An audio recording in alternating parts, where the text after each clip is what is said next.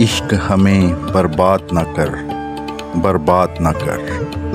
عشق برباد کرتا ہے اور پھر آباد کر دیتا ہے۔ عشق کی تپش پگھلاتی ہے اور من موہنا ظرف بنا دیتی ہے۔ فنا کے مرحلے بقا کی سمت پر لا کھڑا کرتے ہیں۔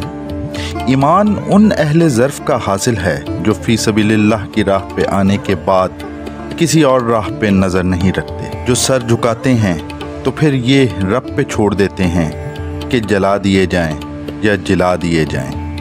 اصل امتحان ہی اپنے عقائد اور فیصلوں پہ جمے رہنا ہے، خود کو، اپنے خیالات کو، خواہشات کو رب کی رضا میں فنا کر دینا ہے اور سوچ سمجھ کے قبول کر لینے کے بعد ہر قسم کی سوچ کو ختم کر کے رب کے احکامات کو بجا لانا ہے۔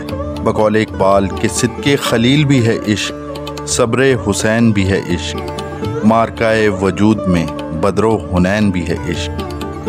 عشق کا حاصل ایمان ہے اور عشق کبھی کسی کم ظرف کے حصے نہیں آتا۔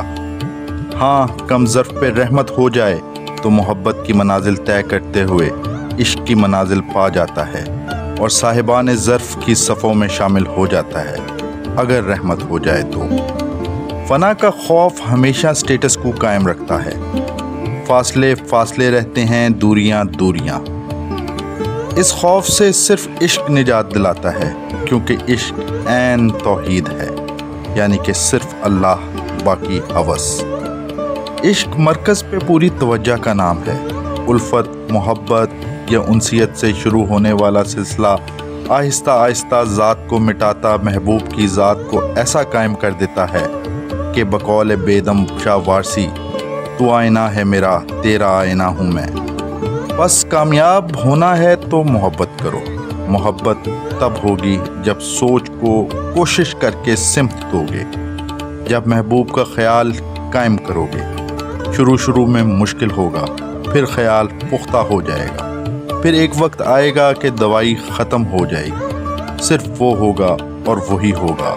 یہی وہ وقت ہوگا کہ ہر کام اس کی رضا کے مطابق ہوگا، اس کے حکم کے تحت ہوگا، ہر سانس عبادت ہوگی، ہر عمل منشا کے مطابق ہوگا۔